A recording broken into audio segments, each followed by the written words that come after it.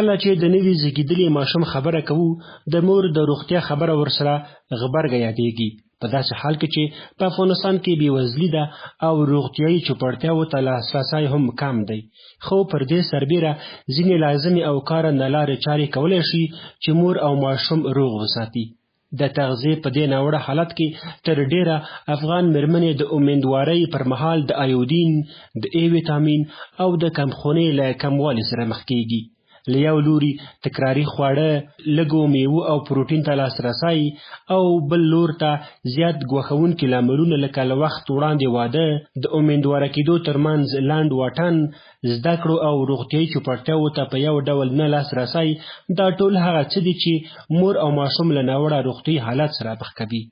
د مور او ماشوم روغتیا ته جدي پاملرنه باید یوازې د امیندوارۍ یا زیږون پر مهال ونه شي، بلکې په کار ده چې تر دې څو میاشتې وړاندې د دوی روغتیا په پام کې ونیول شي. موږ په جلا جلا توګه د مور او ماشوم د تغذیې او څرنګوالي، د ګټورو خوړو ارزښت، د خوراک وختونو، د مور د شیدو پر ارزښت، د امیندوارۍ لومړۍ 1000 ورځې روغتیا او د سالم ژوند طریقه،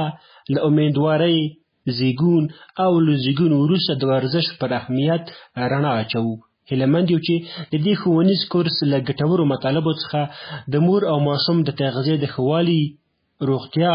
او د دوی د سالم ژوند لپاره ګټور او کارنده ګامونه واخلو. تمه ده چې تر پای به مو ملتیا وکړئ. ښې چارې.